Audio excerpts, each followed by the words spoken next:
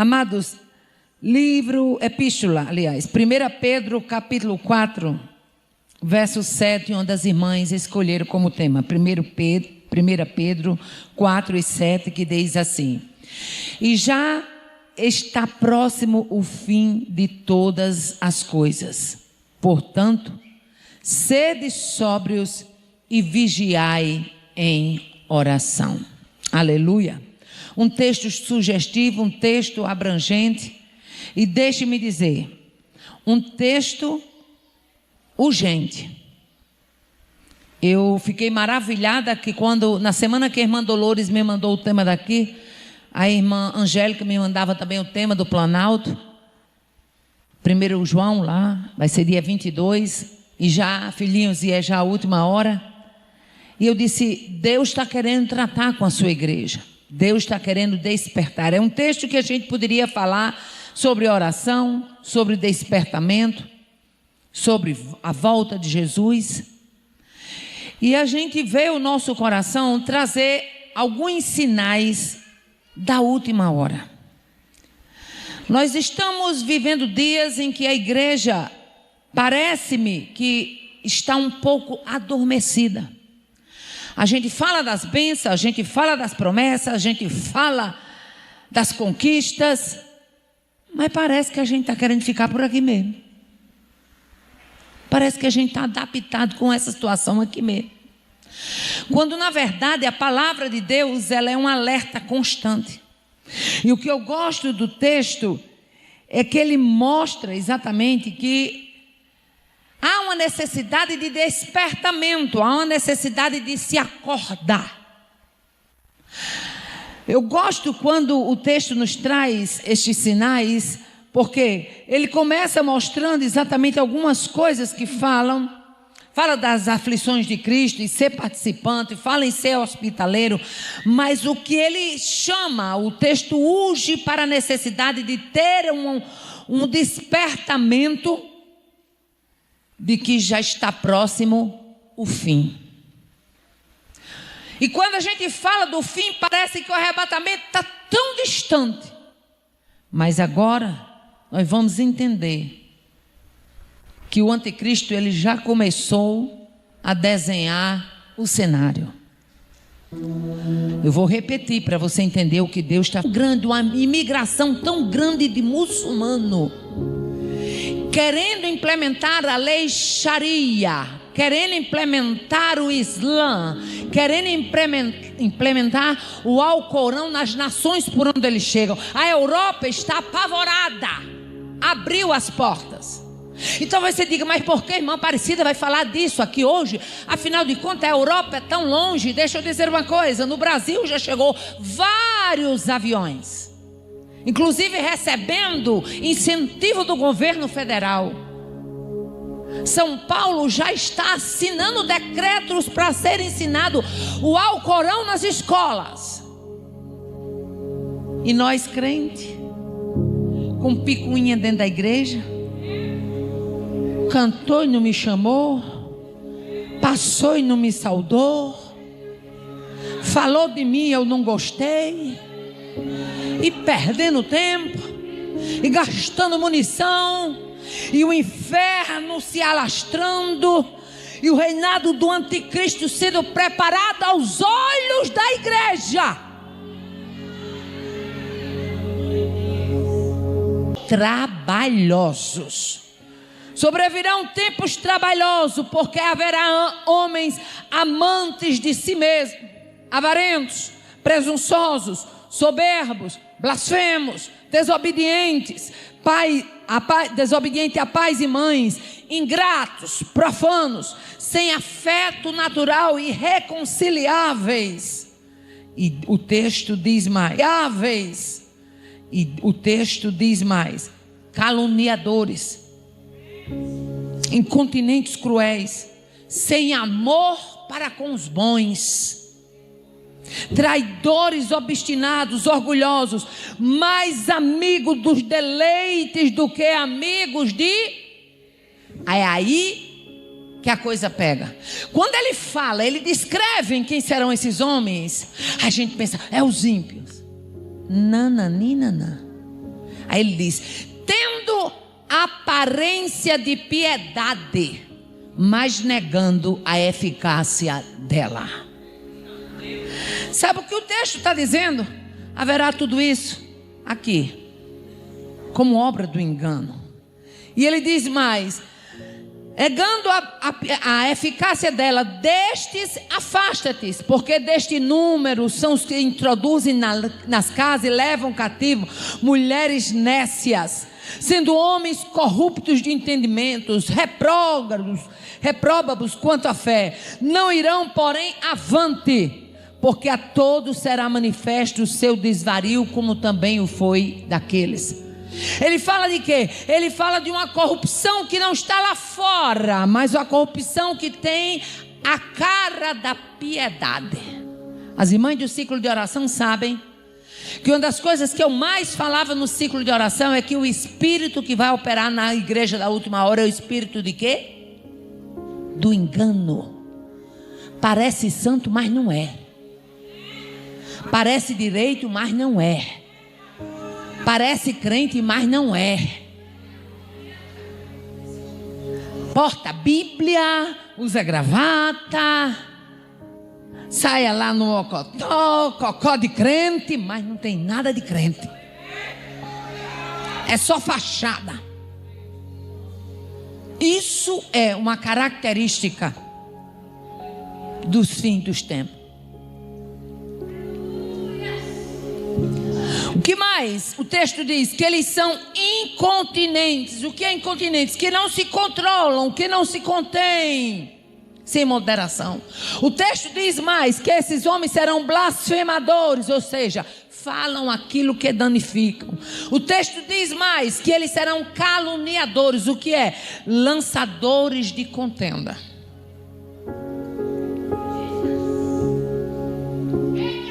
Sinal de que Jesus está voltando. Qual mais outro sinal, irmã Aparecida? Já que o texto está dizendo que está próximo o fim, eu quero saber qual é outro sinal do fim. Oposição levantada por falsos mestres. Aleluia.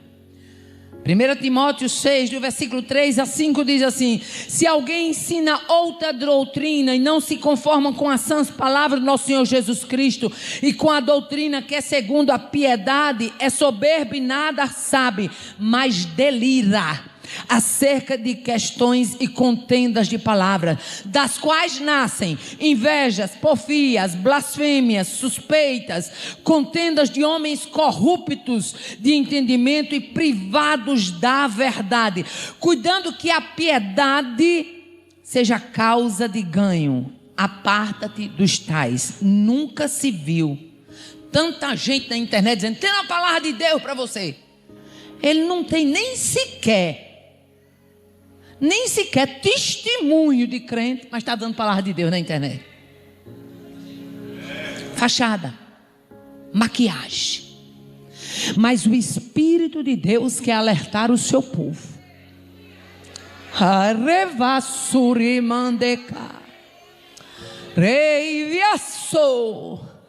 Se prepare para ser acordada na madrugada, Jesus mostrando o arrebatamento. Se prepare para ser acordado de madrugada, Jesus revelando máscaras. Limite. Um dos sinais é uma oposição levantada por falsos mestres. Qual é o terceiro sinal? Aumento de falsos profetas e de transigência religiosa dentro da igreja. O que é transigência? É condescendência, é tolerância.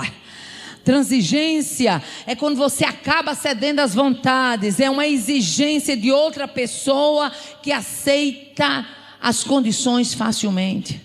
Quanto tempo a gente vai vendo transigência religiosa?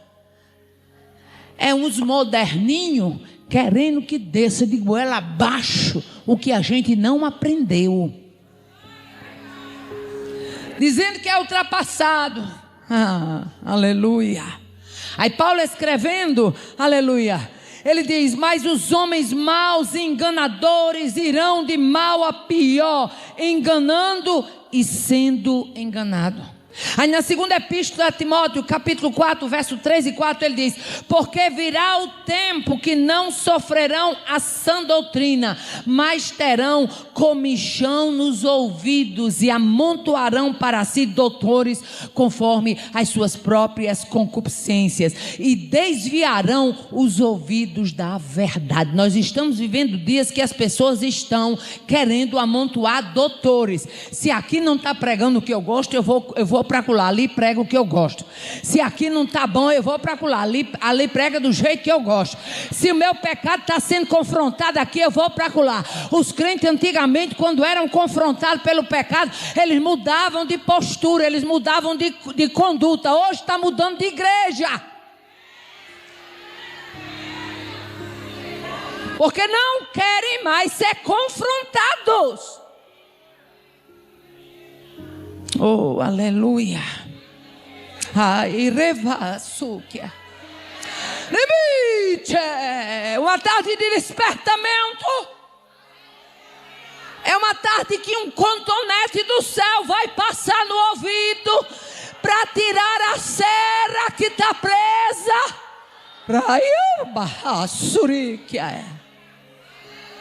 Para você ouvir o teu Deus falando de uma forma audível, clara, inequívoca, sem mistura.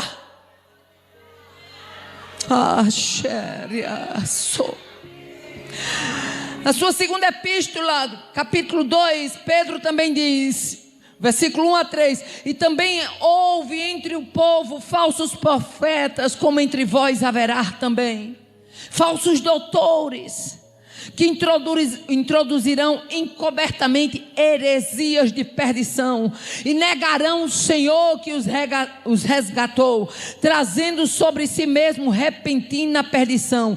E diz mais o texto: e muitos seguirão as suas dissoluções. Se prepare para ver gente que você nunca pensou seguindo, que nunca você imaginou que seguiria. E quando isso acontecer, não é para você dizer: ai meu Deus, eu espelhava tanto irmão fulano, eu olhava tanto irmã fulana. É exatamente por isso que está acontecendo. Você tem que olhar para Jesus. O alvo é Jesus, o Salvador é Jesus.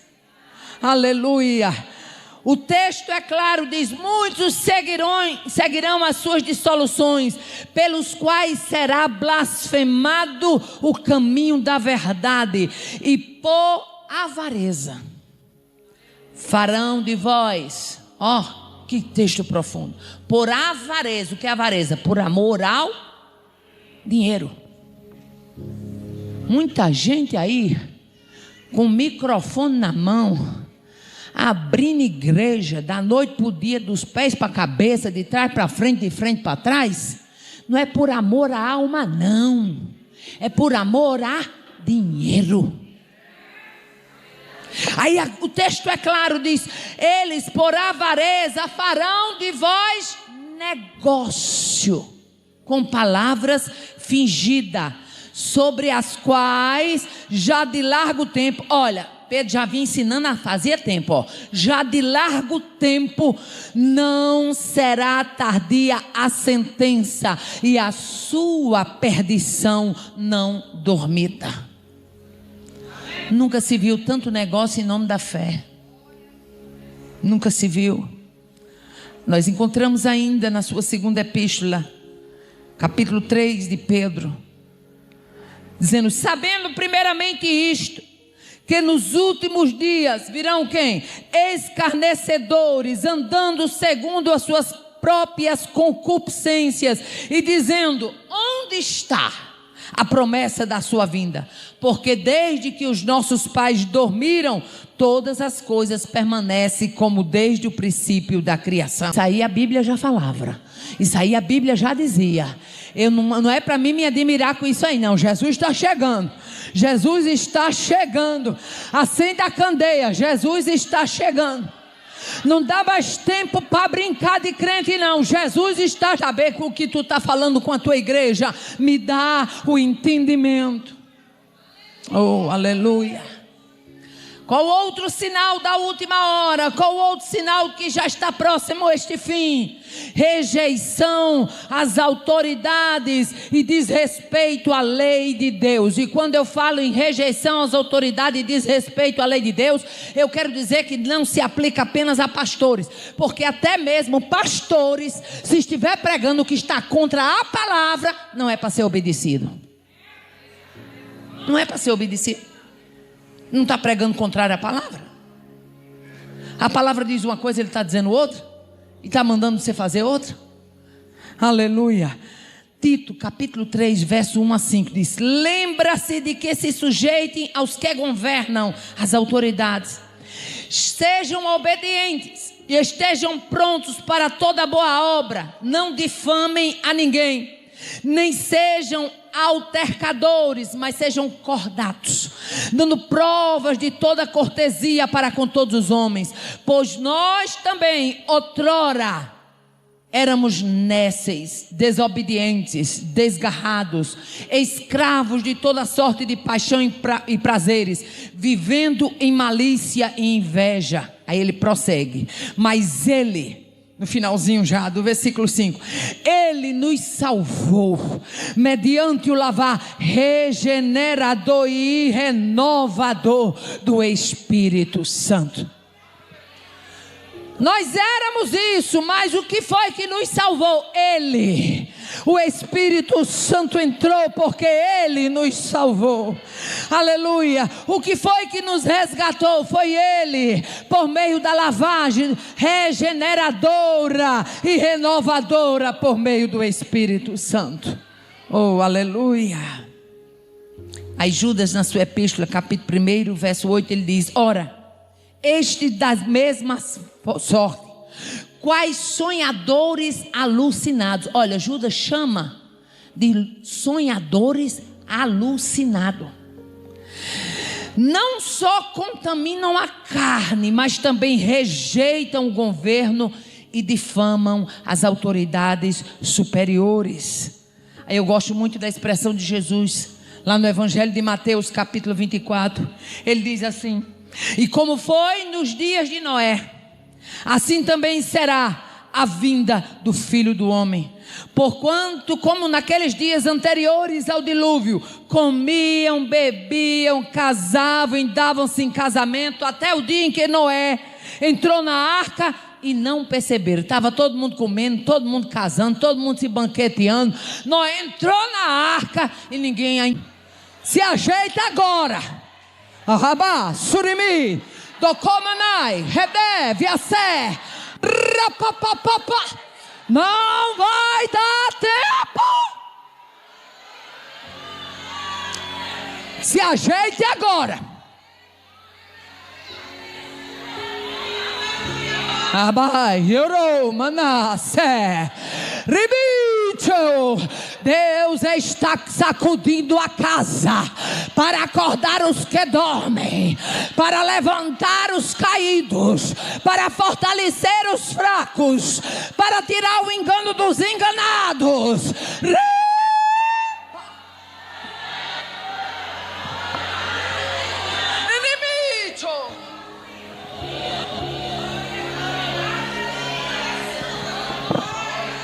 Aí uma criança muçulmana começa desde pequenininha aprendendo o Alcorão e ensinada a ter ódio de judeu e de cristão. Muçulmana aí na Europa passando por cristão e tacando a faca na jugular, porque o Alcorão ensina matar os infiéis. E para o islamismo, todos nós aqui somos infiéis, porque está me dando graça e autoridade. Deus não tem compromisso com o exército frouxo. Quando Gideão juntou 32 mil, ele disse: manda passar o pregão. Quem for covarde, quem for tímido, volte. Até hoje a ordem é essa: ou honra o exército, ou lustra as suas botinas, ou honra a farda que você veste, ou então não adianta estar na fileira, minha filha.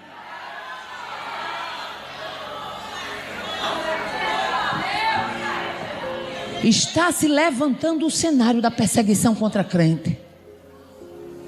Ah, se a minha igreja visse.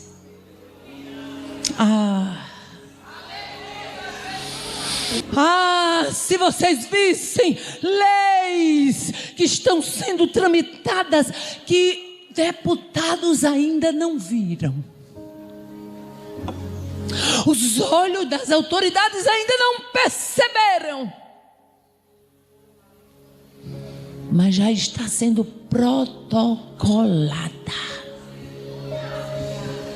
para ser assinado e posta na mesa para ser posto em prática.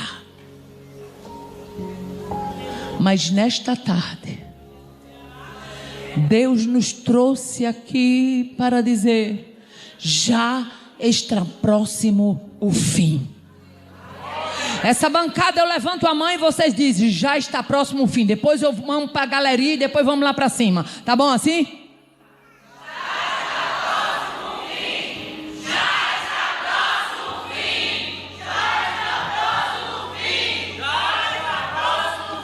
Todos de uma vez. Acorda. Desperta. Pede azeite para a tua candeia. Pede para a tua lamparina ficar acesa. Limiro vassurimikia. Do verso 11 e 12 ele diz: irmãos, não faleis mal uns dos outros. Quem fala mal de um dos outros, quem fala mal do irmão e o julga, e julga seu irmão, fala mal da lei e julga a lei. Quem fala mal do irmão, fala mal de quem? Da lei e julga a lei. É sério, é ou não é? Coisa séria. Aí ele continua dizendo assim: e se tu julgas a lei, já não és mais observador, mas juiz. Há um só legislador e um juiz que pode salvar e destruir. Aí ele fecha com uma pergunta: tu, porém, quem és? Tu, porém, quem és que julga a outro? Ou pergunta que nos constrange, nos confronta. Tu, porém, quem és que julga o outro? Aí eu gosto da expressão do salmista no Salmo 101, verso 5. Aquele que difama o seu próximo às escondidas, eu o destruirei. Aquele que tem olhar altivo e o coração soberbo, não o suportarei. Se a gente olhasse para esse texto, a gente estaria menos preocupado de quem fala mal da gente, sim ou não? Tem tanta gente preocupada. Ai, fulano está falando de mim. Ai, porque fulaninho disse: minha irmã, o texto está dizendo que aquele que difama o seu próximo à escondida, eu destruirei. Quem é que vai destruir? É Deus. Deixa ele falar que a destruição, quem vai tratar é Deus com ele. Oh, aleluia. Irmã Aparecida, o que é que eu faço enquanto isso? Enquanto isso, levante a cabeça, ande de cabeça erguida, porque o teu Deus, o meu Deus, Ele te conhece. Ele sabe quem é quem, na frente e nos bastidores. Oh, aleluia. Glória a Deus. O que mais é sinal de que já está próximo o fim? Divisões sendo promovidas. Aleluia. O apóstolo Paulo, na sua segunda epístola aos Coríntios, e aqui eu abro um parênteses, porque quando eu abro esse parênteses, Deus fala com alguém específico. Eu me lembro que no comecinho da minha fé, quando eu começava a ouvir esses versículos sendo pregado, aí eu dizia só comigo, cá com meus botões: meu Deus, eu tenho que prestar muita atenção, que rumo à Assembleia de Deus a minha igreja toma. Porque a minha igreja deve rumar para o canto certo. Porque é comum o novo convertido, ele ter essa necessidade da sua fé ser totalmente guiada por aquilo que ele vai vendo na vida dos outros. Mas à medida que você vai amadurecendo e você vai lendo a palavra, você tem que entender que ela é a sua âncora. A palavra é a sua bússola. Aleluia. Mesmo dentro das igrejas surgirão falsos apóstolos.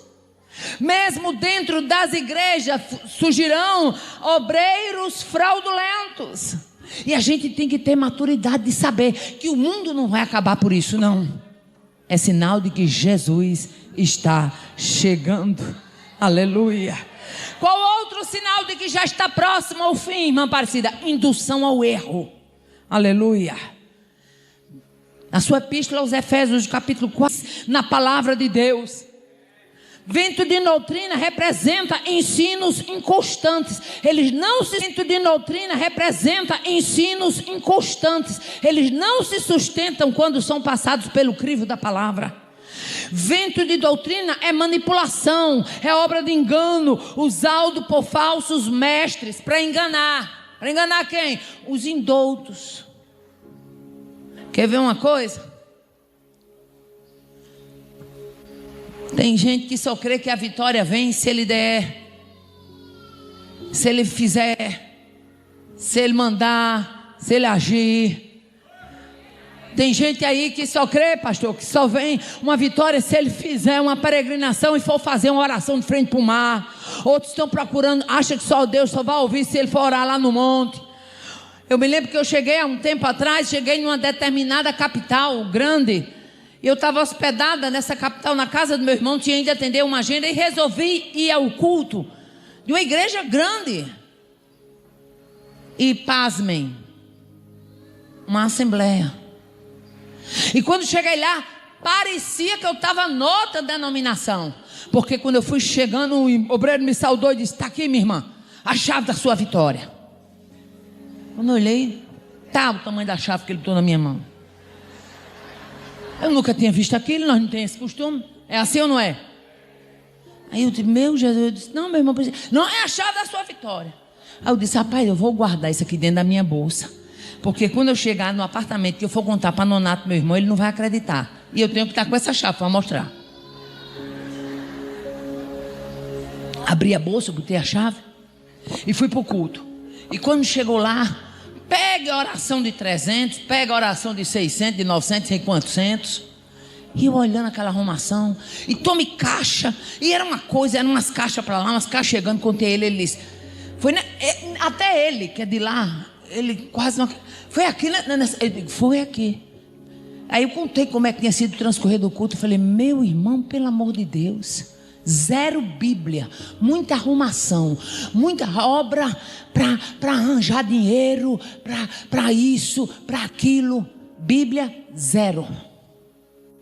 Mas Paulo, ele já alertava a igreja de Éfeso, dizendo: olha, tenha cuidado com os ventos de doutrina. Aleluia. Eu me lembro de um evento que eu estava, e lá era um congresso de mulheres, foi a primeira vez que eu fui para lá. E eu tenho um grave defeito, me perdoe, mas a Bíblia diz que quem confessa e deixa alcança misericórdia. Só que esse eu confesso, mas não deixo. Então tá difícil, né, irmão? Se eu disser a você não, respeite o meu não. Respeite o meu não.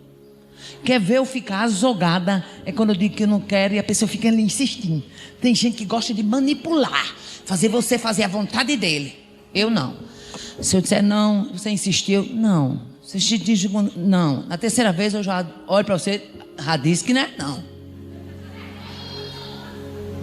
Eu tenho esse grave defeito. Estou eu lá no congresso, a gente não tem esse costume aqui, irmã Mara, a gente não tem esse costume.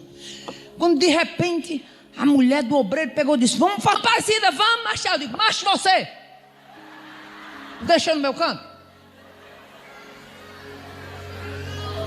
Ou a gente aprende a saber o que a gente aprendeu, ou a gente se perde, meu irmão. Ou a gente se perde, meu irmão. Ou a gente se perde. Você acha que todos esses anos, Deus falando com você, você orando a Deus, a sua vitória só vem se você rodear. Para de meninice. Coloca os pés na preparação do Evangelho da Paz. Entenda o que Deus quer falar com você. Entenda a simplicidade do Evangelho. Não tem para que complicar. O Evangelho é coisa simples. Está aqui. Mas o povo fica criando umas coisas mirabolantes, pastor Moisés. Umas coisas mirabolantes, que é para poder ver se dá ibope. Manipulação da fé, obra do engano, indução ao erro, proliferação de heresia. E o que mais? Um sinal do fim. Mão parecida. A senhora só trouxe a gente aqui hoje para ouvir o fim. Eu não, mandou Loures. Aumento de guerra, de fome e terremoto. No Evangelho de Lucas, capítulo 21, do versículo 8 a 11, diz assim: então disse ele: vede que não vos engane, porque virão muitos em meu nome, dizendo: sou eu, e o tempo está.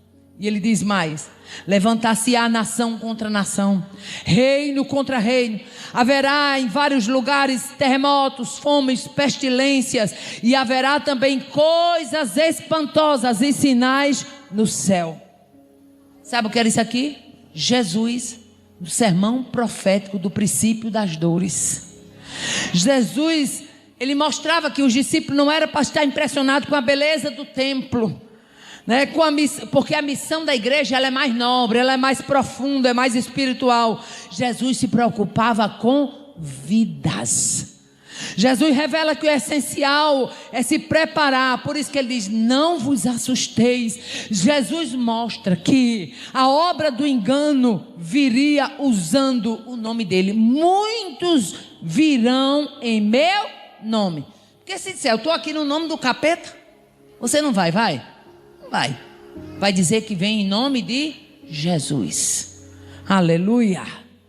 Jesus quer incutir nesse texto aqui de Lucas nos discípulos o entendimento para a urgência de estar preparado. Jesus quer acordar uma igreja adormecida, apática, uma igreja inoperante, uma igreja acomodada, uma igreja relativista. E o que é uma igreja relativista? Não tem nada demais. Não, menina, não tem nadinha. O nadinha entrando e muita coisa ficando. Era Jesus despertando o seu povo. Aleluia. Era Jesus nos chamando para acordar. A candeia.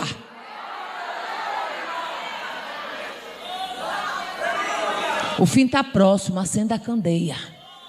O fim está próximo, acenda a candeia. O fim está próximo, acenda a candeia. Deus já começou a varrer a casa. E quando Ele começa a varrer a casa, é espírito de competição, tem que bater fora.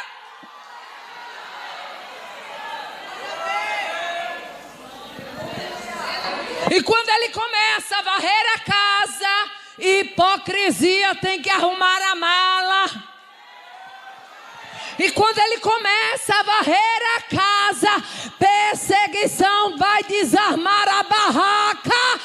Fora daqui.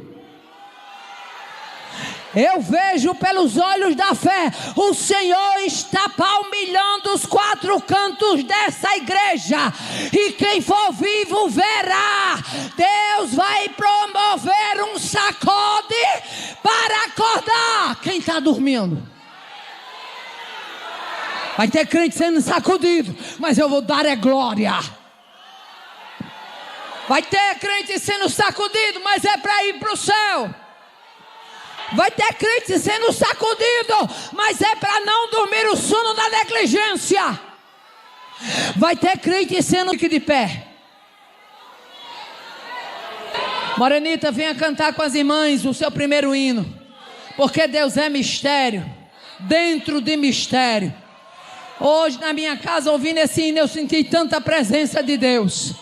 Oh, aleluia. Talvez você chegou aqui esperando uma resposta sobre um apartamento, sobre uma casa,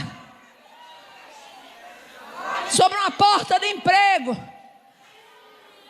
O círculo de oração está terminando e uma Aparecida não distribuiu nada disso. Não distribuiu porque não tenho. Aleluia. Porque eu tenho é isso aqui. Se servir, pegue. Eu ando com isso aqui. Se servir, pegue. Há 36 anos que eu ando ministrando isso aqui. Eu não ando com chave de casa nem chave de apartamento. Se Deus me usar numa palavra revelada, é pura misericórdia dele. Mas eu sei que esta palavra aqui, ela é fiel. Ela não é palavra de qualquer homem nem de qualquer mulher. É a palavra que saiu da boca de Deus para o seu povo. Oh, glória! Aleluia! Podem cantar, minha filha. Aleluia! Aleluia! Oi. Quero agradecer a minhas cunhadas, a Ilha e a Zenate, a nossa irmã Dolores, a minha sogra, irmã Badete, por todo o carinho que sempre me recebem. Aleluia, Jesus, oh glória! Pode cantar. Playback.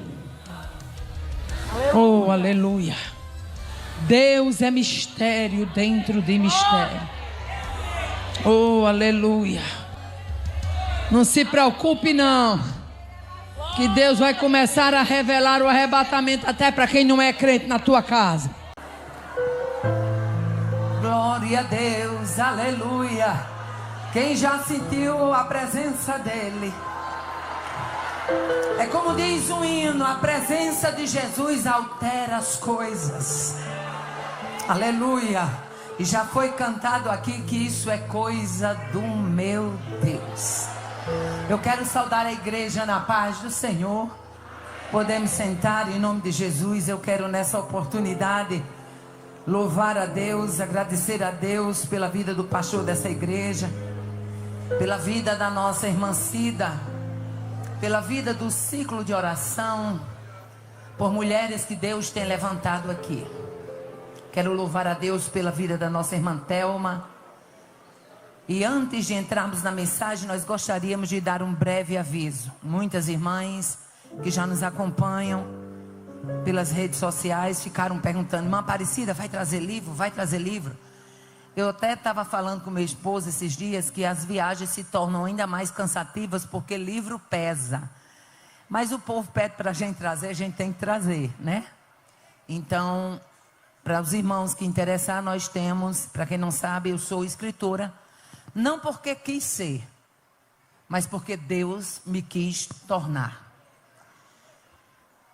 Eu escrevo porque Deus me quis tornar. Pense numa pessoa que nunca almejou escrever livro, que nunca pensou em escrever livro, mas um dia, numa festa bonita como essa, também no evento de ciclo de oração na cidade de Parnamirim, que faz parte da área metropolitana de Natal.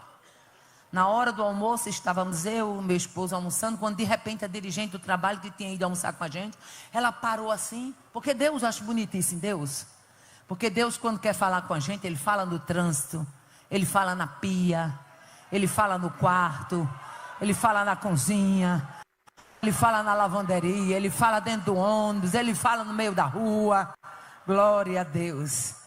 E ela parou na hora do almoço assim, olhou para mim e disse: irmã Aparecida, Deus vai te levar pelo caminho da escrita. Ele vai deixar alguns projetos na sua vida em stand-by, porque é necessário que aquilo que você fala seja posto em livros. E eu disse: irmã, eu escrevo para o blogzinho do ciclo de oração uns artigos, e a menina do blog disse que o pessoal sempre cobra. Ela disse: eu lhe vi sentada numa tarde de lançamento de livro, a senhora com muitos livros dando autógrafo. Olha, passou, não demorou muito. Meses depois eu recebi uma ligação e era a editora dizendo: a gente tem interesse em transformar suas pregações em livros. E eu não me lembrei da promessa. Eu disse: não, olha, eu tenho uma vida muito corrida, eu não tenho tempo de sentar na frente do computador, eu não tenho tempo de digitar, a minha vida é muito corrida. Ele disse: não, a senhora tem um livro, só que falado. Eu tenho toda uma equipe que vai digitar palavra por palavra, depois a senhora vai só revisar, acrescentar ou tirar. E foi aí onde nasceu o nosso primeiro livro, Vencendo a Tristeza. Trata da história da personagem Leia, a única mulher da Bíblia que com uma semana de casada ganhou uma rival mais nova, mais bonita e mais amada. E aí, Deus foi nos dando gosto.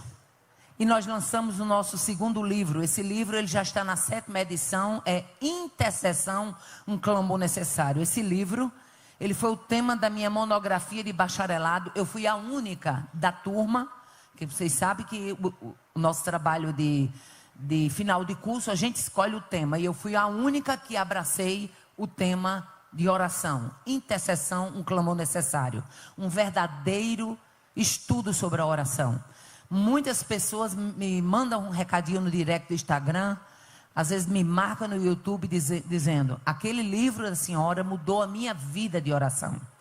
E quando eu escrevo sobre oração, eu não escrevo do que eu ouvi alguém dizer. Eu não escrevo baseada na experiência de outra. Não, eu escrevo naquilo que eu vivi. Para os irmãos terem ideia, apenas 2 anos que eu entreguei a coordenação geral do ciclo de oração em Mossoró. Eu coordenava 205 círculos de oração. 205 círculos de oração. E eu não sei como funciona aqui no Paraná, mas lá, nosso pastor nos dava autonomia. A gente é quem botava, é quem tirava, é quem mudava. Totalmente uma liberdade grande para trabalhar. Então, eu cresci. Passei quase 23 anos, entreguei há 2 anos atrás, porque a minha agenda já não comporta mais conciliar tanta coisa. Então, esse foi o nosso segundo livro. E esse aqui, ele não está nem com 1 ano de lançado, tá, gente? É Desafios do Chamado. Eu vi as mulheres dizendo aqui que são chamadas, né? Desafios do Chamado. Aqui nós tratamos do chamado de Abraão, o chamado de Moisés, o chamado de Samuel, e o 4º capítulo é o meu chamado. Muita gente pergunta: irmã Aparecida, como tudo aconteceu? 36 anos no Brasil e no exterior, levando a palavra de Deus, e aqui eu conto um pouquinho. Esse livro é bom porque ele tira o deslumbramento, porque tem gente, pastor Ival, que acha que só chamado é só glamour, é só esse momento aqui, o momento de pegar o microfone e de pregar. Gente, o que está por trás é tanta coisa que você não tem noção. O preço é tão alto que você não tem noção. Então, Desafios do Chamado, ele é um alerta, ele é uma vitamina, e ele também é um choque de realidade para aquele, para aquela que sente chamado pelo Senhor. Se você interessar, logo após o culto, vai estar ali perto daqueles letreiros, meu esposo vai estar lá a postos para atender os irmãos, tá bom? E temos também um livro que nos acompanha, que é o livro O Psiquiatra Responde. É um livro do médico, amigo nosso, servo de Deus lá da nossa cidade, que esse livro também nos acompanha. Amém, irmãos? Livro de Ruth, capítulo 3, vocês escolheram como tema o versículo de número 11. Ruth 3 e 11, que diz assim: agora, pois, minha filha, não temas.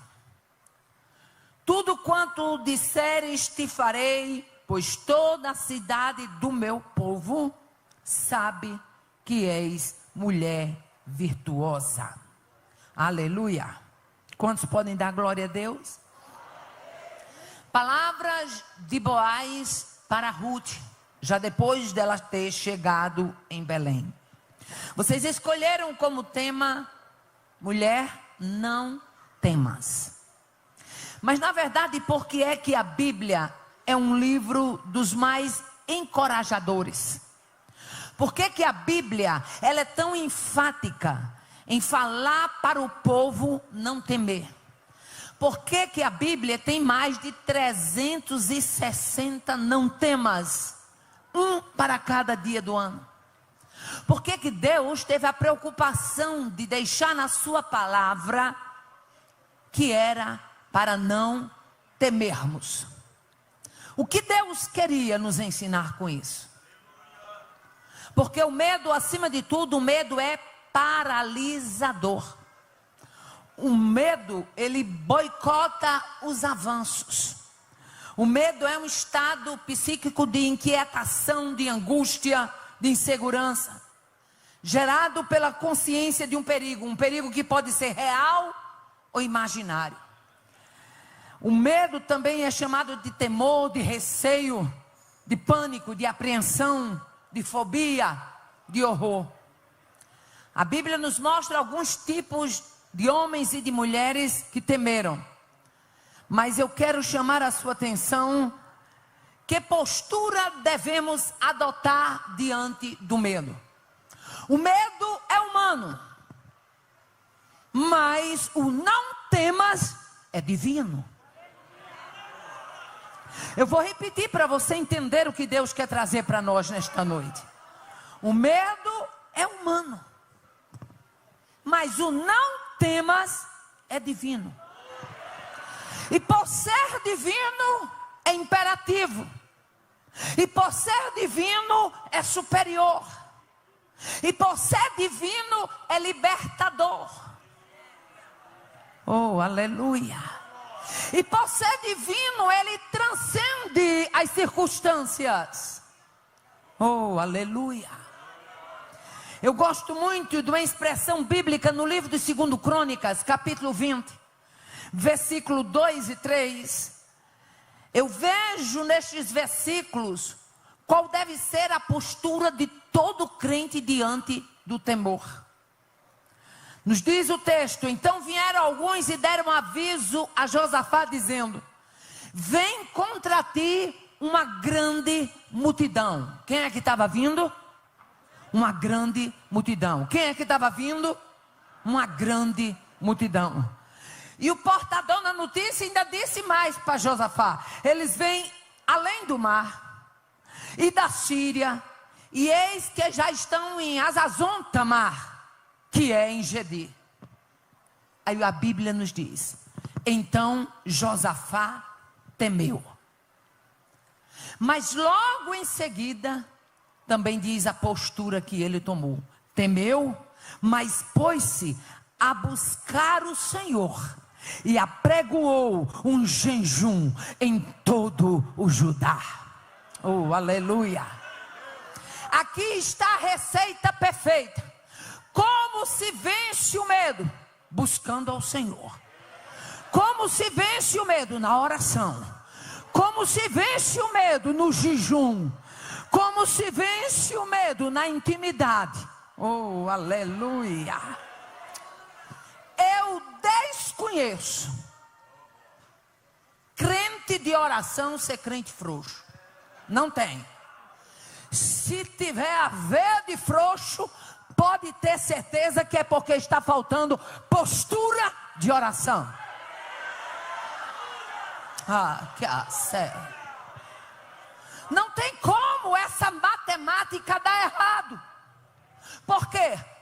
Porque quem ora é ousado. Eu estou falando de ousadia.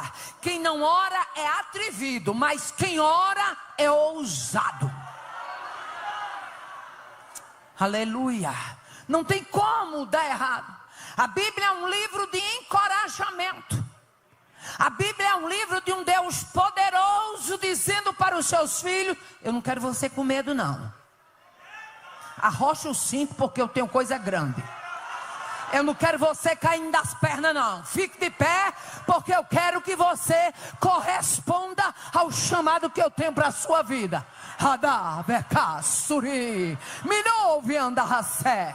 Esta noite é noite de crente frouxo sair encorajado. É noite de quem chegou tropicando sair saltitando. É noite de quem chegou achando que não ia vencer, sair daqui dizendo o quê? Eu estou certo que a vitória me foi dada.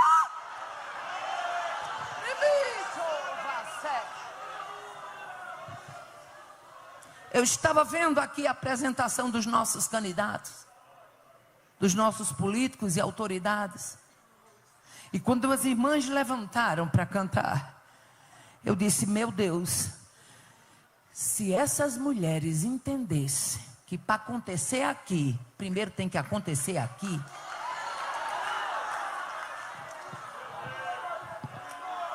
Vocês representam um povo, mas a igreja representa o céu. O céu.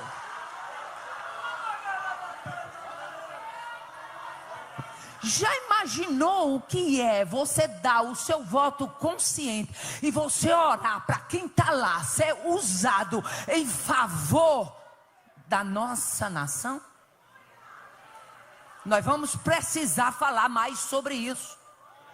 O Brasil está sendo invadido, como as demais nações da Europa, está sendo invadido por uma onda do islamismo. Daqui a pouco tem alguém querendo implementar a Sharia.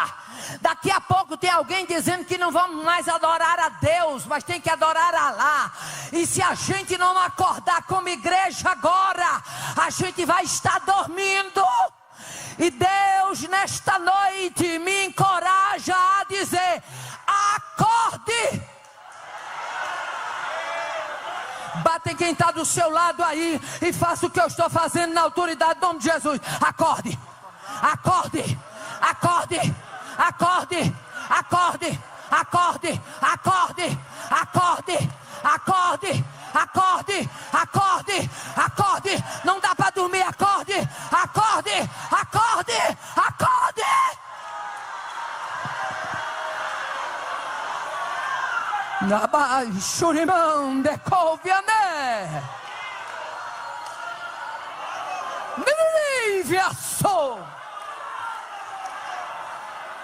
Deus vai permitir na vida da igreja, e quem for vivo verá, uma sacudida. Vai ser uma sacudida como quem balança a figueira. Vai ter muito fruto caindo, Raba do comando Covacé. Mas vai ter durante o solabanco desta figueira muitos brotos sendo levantados dentro da nação brasileira, com coragem, graça e ousadia, para dizer: aqui não, Satanás, o território nós palmilhamos ele.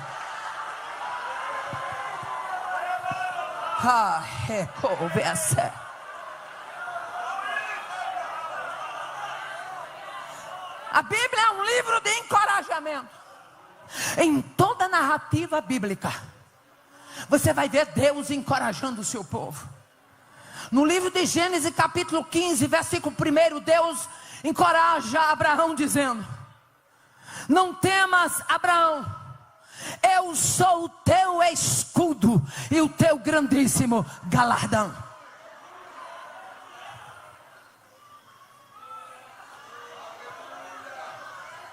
Deus disse para Abraão que era o que dele? Deus disse para Abraão que era o que dele? O escudo. Aí fica você, cheia de picuinha lá na congregação, porque fulana não falou com você, porque fulana está com cara feia para você. Te apruma, crente. Te ajeita, crente. Você tem um Deus que é teu escudo. Vai ficar precisando passar recibo para quê?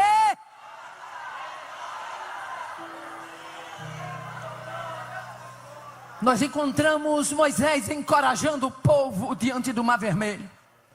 Eu gosto muito lá de Êxodo capítulo 14. Todas as vezes que eu leio Êxodo capítulo 14, é como se eu estivesse lendo pela primeira vez. Era um povo sofrido que estava saindo de uma terra onde eram subjugados. Estavam partindo para o novo, para o desconhecido. Era um povo que estavam debaixo de uma promessa, sim, mas tudo o que eles iriam viver ainda era desconhecido.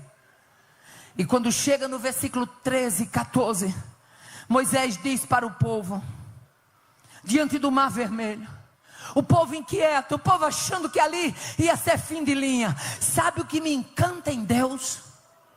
É que quando o inferno está pensando que vai botar o ponto final na nossa história, Deus diz: quem põe ponto final ou não aqui sou eu.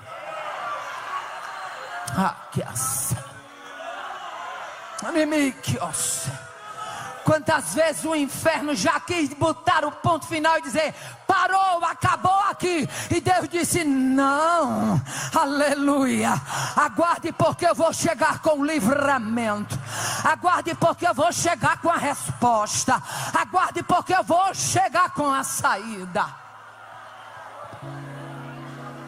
Quando Moisés vê o povo desesperado, Moisés diz: não temais.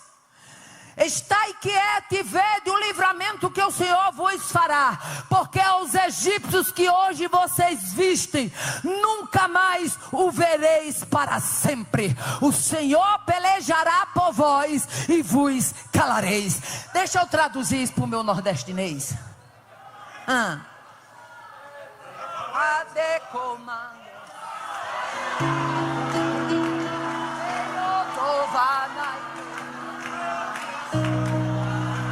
Sabe o que é que Deus estava dizendo ali quando usa Moisés?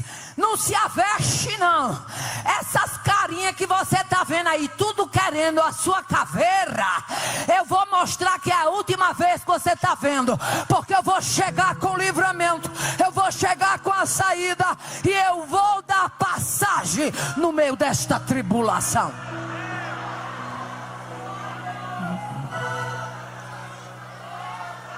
Deus já pelejou por você, para você se calar já? Se a gente fosse dar oportunidade a cada crente aqui, cada um ia ter uma experiência para dizer: Deus já pelejou. Meu filho, quando Deus peleja pela gente, para calar alguém, meu filho, pense num zíper blindado que Deus bota na boca. Oh, aleluia. Oh, aleluia. E o que eu acho lindo no zíper de Deus é que quando Ele põe o zíper, o inferno não abre não. Não tem inferno que abra o zíper quando Deus resolve fechar a boca de alguém. É bem posto, bem colocado. A Bíblia nos mostra ainda no capítulo 41 de Isaías, Deus encorajando Israel.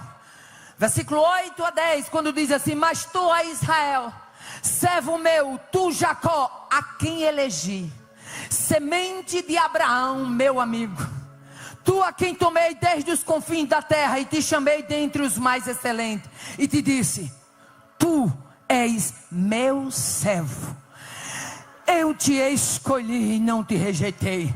Não temas, porque sou contigo. Não te assombres, porque sou o teu Deus. Eu te esforço, te ajudo e te sustento com a destra da minha justiça. Te escolhi, aleluia. Te esforço, te ajudo, te sustento. Já imaginou que você está se sentindo abatido e Deus chegar dizendo: rapaz, levanta a cabeça, eu te escolhi, eu te esforço, eu te ajudo, eu te sustento. Você é sustentado por Deus. Essa luta que você está atravessando, há muito tempo que o inferno já pensou em tocar tambor, mas Deus nesta noite me dá graça e autoridade para dizer: não toca tambor e nem canta, porque vai chegar o dia e vai ser culto de ações e graças. No mesmo capítulo 41 de Isaías, Deus diz, versículo 13 e 14: eu, Senhor teu Deus, te tomo pela tua mão direita e te digo: não temas, que eu te ajudo. Não temas, ó bichinho de Jacó, povozinho de Israel, eu te ajudo, diz o Senhor, o teu Redentor é o Santo de Israel. Porque é que repetidas vezes Deus fazia questão de mostrar para Israel que Ele era escudo, amparo, fortaleza, ajuda. Oh, aleluia. Porque Deus sabe que há dias que a gente precisa ouvir. A gente sabe que Ele está conosco, mas há dias que a gente precisa ouvir no pezinho do ouvido, dizendo assim: se preocupe não, eu estou nessa causa, eu sou o teu Deus, eu te ajudo. Aleluia. Quando chegamos no livro de Josué, capítulo 1 e verso 9, Josué sucede Moisés, e suceder um homem da estirpe de Moisés não era fácil. Um homem do porte de Moisés, da intimidade de Moisés, da graça de Moisés, da ousadia de Moisés, da autoridade de Moisés. Suceder alguém fraco não é tão difícil, mas suceder alguém considerado forte pelo arraial é coisa desafiadora. Josué assume, e como Josué assume, Deus se encarrega de dizer para Josué: não te mandei eu? Ser forte e corajoso, não temas nem te espante, porque o Senhor teu Deus é contigo por onde quer que andares. Como fui com Moisés, assim serei contigo. Tão somente ser forte e corajoso. Oh, aleluia. E aí quando a gente chega em Deuteronômio capítulo 31, verso 6, Deus diz: sede fortes e corajosos, não temais, nem vos atemorizeis diante dele, porque o Senhor vosso Deus é quem vai convosco, não vos deixará, nem vos desamparará. Repetidas vezes Israel precisou ouvir isso. Mas por que, irmã Aparecida? Era um povo que estava saindo do cativeiro, havia entrado lá enquanto José estava no Egito, havia permanecido enquanto José era respeitado, mas a Bíblia diz que levantou-se outro rei que não conhecia José, e o povo de Israel, que antes era respeitado na terra do Egito, passou a ser subjugado, escravizado. E Deus agora resolve tirar este povo, aleluia, mas não os tira sem primeiro encorajar. Escute o que eu vou dizer aqui. Sempre que Deus for mudar você de cenário, Ele vai lhe dar uma porção extra de encorajamento.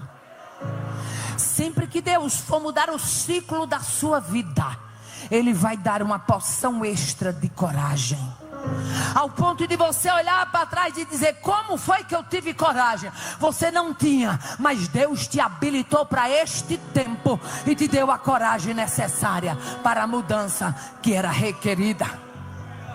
Nós encontramos Eliseu quando ele viu Samaria cercada. No livro de 2 Reis capítulo 6, diz que Eliseu, quando viu o seu moço apavorado, aleluia, respondeu para o moço: não temas, porque mais são os que estão conosco do que os que estão com eles. O moço de Eliseu, assustado: meu senhor, está rodeada a cidade da cavalaria do inimigo. Eliseu disse: Senhor, eu te peço que abra os olhos do moço para que ele veja. E a Bíblia diz: e ele viu, aleluia, e ele viu. E ele viu o quê? E ele viu que o monte estava cheio de cavalos e carros de fogo em redor de Eliseu. Ah, se a terra soubesse quem é que anda ao nosso redor, se a terra soubesse quem é que anda conversando no nosso ouvido, se a terra soubesse quem é que nos leva e quem é que nos traz, a terra aprenderia a respeitar a igreja. Que a sé, há um forte conosco, há um soberano, há um poderoso. Que a sé, que a sé. Eu tenho pena do reino dos homens. Eu vou repetir porque Deus está me dando graça e autoridade para isso. Eu tenho pena do reino dos homens. Nabucodonosor resolve levantar a estátua no campo de Dura. Toda a programação preparada.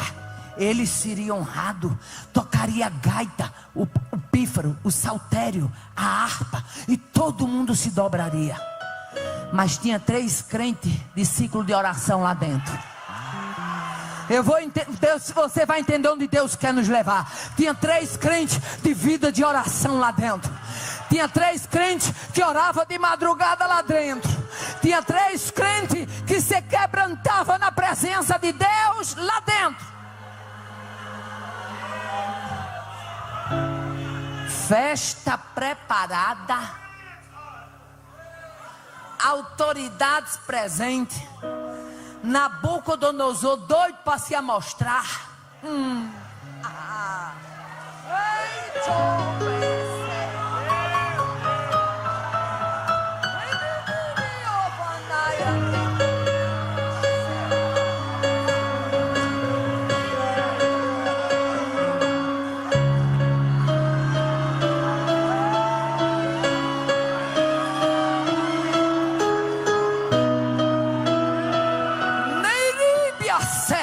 Não se preocupe com o cenário da nação brasileira. Na hora que ele quiser acabar com o circo de Nabucodonosor, ele acaba.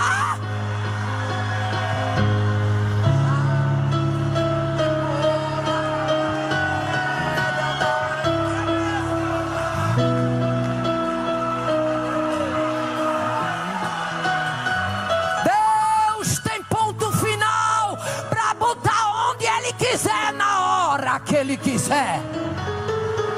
Eu vou repetir porque Deus está me dando graça e autoridade. Deus tem ponto final para colocar aonde ele quiser e na hora que ele quiser. Eu vou repetir porque Deus comunicou agora ao meu espírito que o inferno teve ódio do que eu acabei de dizer. Mas eu convido quem está na minha retaguarda para ficar de pé.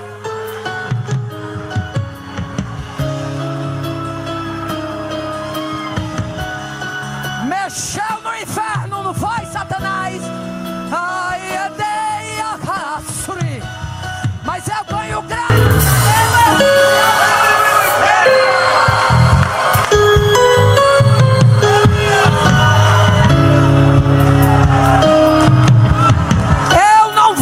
Para brincar e nem gosto de brincadeira. As coisas de Deus são sérias.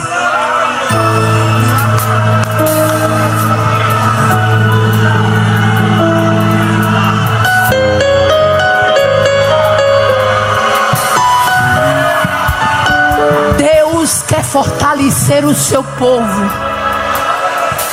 porque é necessário para esta hora. Deixa eu abrir aqui um parênteses, porque quando eu abro esse parênteses, Deus fala com alguém específico. As irmãs do ciclo de oração lá em Mossoró sabem o que eu vou contar aqui. E hoje à tarde eu recebi ordem de Deus de contar também aqui, porque contei lá. Há 3 anos atrás, 2023, o Senhor me dava uma revelação pela madrugada. E naquela revelação eu me via em cima de um grande monte. Era um monte, mas era numa praia. Vocês sabem que na praia tem morro, mas naquela praia eu estava em cima de um monte. Quando eu olhava para o mar normal, calmo, que eu olhava para a praia, muito crente, eu via muito crente, era muito crente, era tudo crente. E eu olhava, eu conhecia algumas irmãs do ciclo de oração, e eu em cima daquele morro, quando uma voz dizia para mim: olhe para o mar e avise a igreja. Quando eu olhava para aquele mar, lá vinha uma onda. Só que ela não era uma onda normal, ela era uma onda feita de um rolo compressor. Era uma onda enorme. E à medida que ela ia vindo, ela ia engrossando. E à medida que ela ia engrossando, ela ia perdendo a cor de água. Ela ia ganhando cor negra. Era uma onda em forma de cor negra. E lá vinha aquela onda e eu começava a gritar de cima do monte. Eu dizia: olhem para o mar, saiam da praia, olhem para o mar. E eu gritava, irmãos, eu acordei com a dor no pescoço, parecia que eu tinha gritado de verdade. E eu gritava muito: olhem para o mar e saiam, está vindo aí uma grande onda e vai matar muita gente. Quando eu dizia isso, o povo continuava inerte, parecia que não estava sendo avisado. Quando aquela onda vinha chegando, eu permanecia gritando: olhem para o mar, saiam daí. E eu gritando de cima daquele monte. Aí na mesma hora, quando eu via ela já se aproximando, eu temia.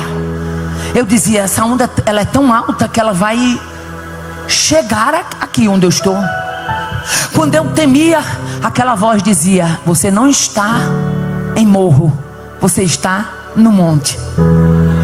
Que eu olhava, eu via que era um monte rochoso. Era pedra, muita pedra. Uma pedra muito forte.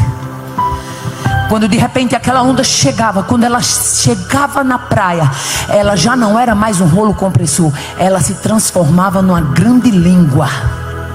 E aquela língua, ela lambia quem estava na praia e levava tudo. Eu contei isso dentro do ciclo de oração. E estou contando hoje aqui, para que vocês entendam. Essa onda ainda não chegou, mas vai chegar. E a gente precisa orar de madrugada. Não é opcional, é necessidade.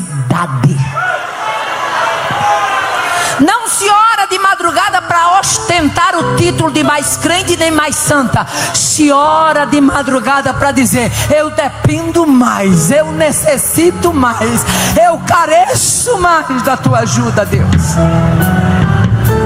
A Bíblia é um livro de encorajamento. Nós encontramos Deus encorajando Ezequiel. No capítulo 2, Deus chega para Ezequiel, versículos 6 e 7 e diz: e tu, ó filho do homem, não os temas, nem tema as suas palavras, ainda que sejam sarças e espinhos para contigo, e ainda que tu habite entre escorpiões, não temas, nem te assustes com o rosto deles, porque são casa rebelde.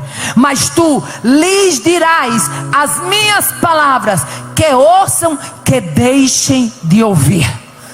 Era Deus encorajando o profeta Ezequiel. A situação seria desafiadora para o profeta apontar o pecado e denunciar uma nação corrompida. Mas Deus disse: eu não te chamei para temer, você vai levar as minhas palavras. Oh, aleluia. Que ouça, que deixe de ouvir, você vai levar as minhas palavras. Aleluia. Nós encontramos muito encorajamento no Novo Testamento. A hora não nos permite ir além. Eu quero somente chamar esta referência. Atos capítulo 18, quando Jesus encorajou a Paulo em Corinto, no versículo 9 e 10, Jesus disse a Paulo em visão: não temas, mas fale e não te cales, porque eu sou contigo, e ninguém lançará a mão de ti para te fazer mal, pois tenho muito povo nesta cidade. Era Deus dizendo: nessa cidade aqui ainda tem o que você fazer, viu? Acenda a tua candeia, Paulo.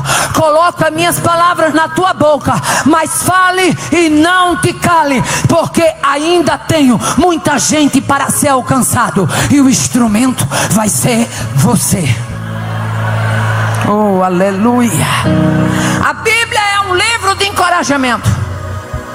E por ser um livro de encorajamento, é inconcebível, é inaceitável um crente medroso.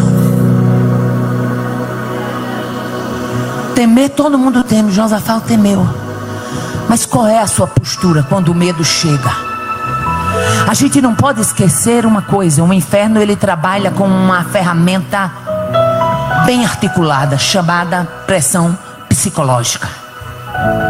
E se você ceder a ela, você morre aí.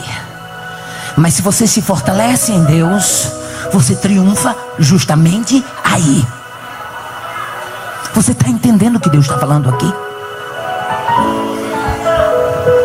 Vamos lá para o vale de Elá. Davi, com alfoge, uma funda e 5 pedrinhas do ribeiro. Os filisteus, certinho que a batalha estava ganha. Afinal de contas, o gigante estava do lado de lá. E tem gente que se engana, né, pastor? acha que do lado que está o gigante é o lado que está a vitória. Tu é besta. A minha Bíblia diz que o meu Senhor, Ele fica do lado que parece minoria. Ele fica do lado que parece fraco.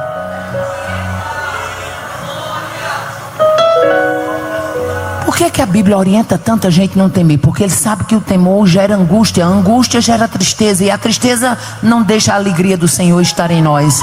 E nós encontramos a palavra dizendo que a alegria do Senhor é o quê? A nossa força. Não tem como você não se sentir forte se a alegria do Senhor estiver na sua vida. Quando chega no vale do Elá, olha a estratégia de Golias.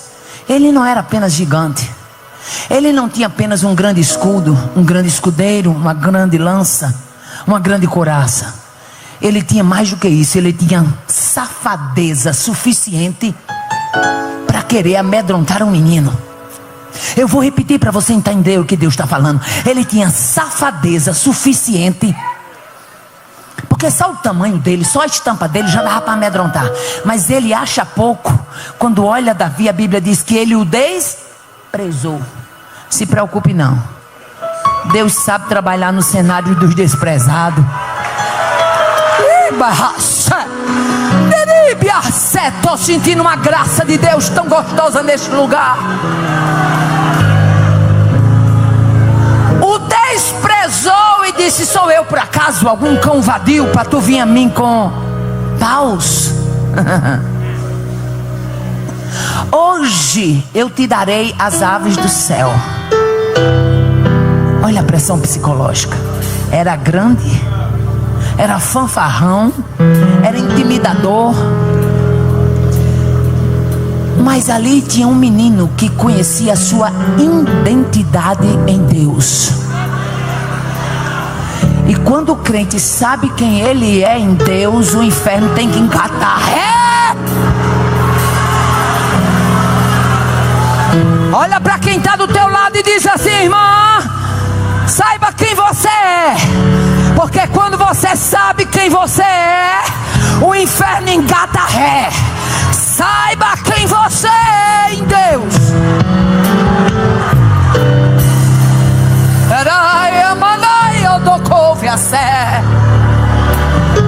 Tem graça de Deus neste recinto. Tem autoridade de Deus neste recinto.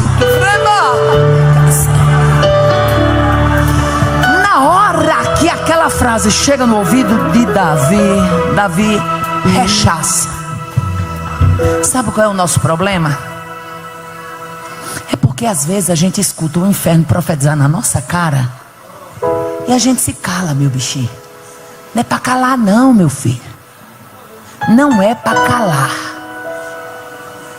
Meu esposo fica agoniadinho comigo, porque se eu entender que é o inferno, eu posso estar na frente do presidente, eu rechaço na hora. Pode ser quem for, não tem patente alta para, se ele falar e eu sentir que é o inferno, eu na mesma hora eu mandar retroceder. Em nome de Jesus. E isso quem me dá não é eu que me dou não, viu? Isso quem me dá, meu filho, é o céu.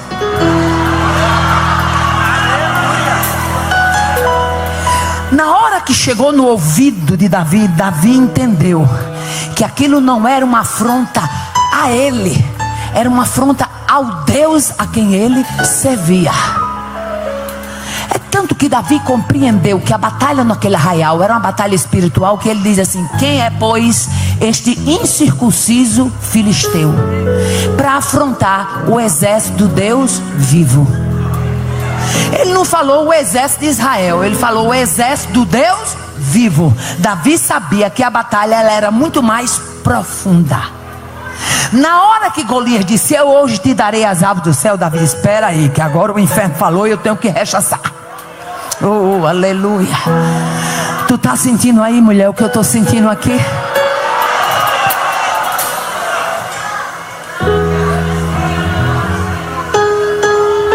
Davi olha para o gigante e diz: tu vens a mim com espada e com lança, mas eu vou contra ti, em nome do Senhor dos Exércitos, Deus de Israel, a quem tens afrontado. E hoje mesmo, não vai ser amanhã não, hoje mesmo eu te entregarei este arraial, as aves do céu, e toda a terra saberá que há Deus em Israel, e que o Senhor salva, não com a espada nem com o escudo, porque do Senhor é a guerra. Aqui quem vai prevalecer não é espada nem é escudo, é o meu Senhor, que é o dono da guerra. Fica de pé agora.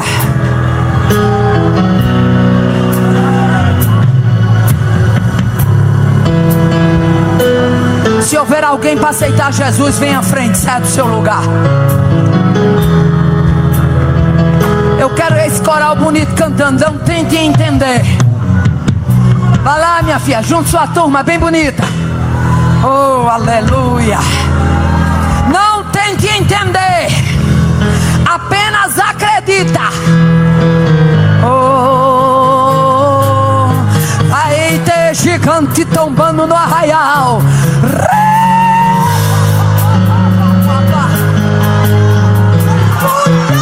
Mulher, é desde a antiguidade eu te escolhi. Não temas, a caminhada é longa. Hoje eu renovo tuas forças, fortaleço cada órgão do teu corpo. Eu estou te cuidando, assim diz o Senhor. Jurianda lá mais surrecanda raia. Te prepara, que eu vou fazer com você, assim como eu fiz com Abraão. As promessas já se cumpriram, mas ainda tenho mais. E as promessas que se cumpriram em ti, Jurianda Lamacaia, vai passar nos teus filhos. Levantarei eles como profetas na minha casa. Uricanda Lamaçuianda Raia. Não te assuste, que eu ainda vou entrar nas tuas entranhas e vou tomar conta de cada órgão teu. Não temas, mulher, e grande é a jornada. Muitos não querem mais falar a verdade, e eu te coloquei na tropa para falar a verdade. E vem mais palavra ainda, porque eu, o Senhor, vou colocar. Assim diz o Senhor dos Exércitos. Aleluia. Não tente entender. Você vai cantar esse hino com a alegria da alma. Você vai cantar esse hino vislumbrando Golias caindo no arraial. Você vai cantar esse hino vendo a vitória. Se há alguém que queira aceitar Jesus como Salvador, saia, venha do seu lugar, venha à frente, que nós vamos estar orando por você.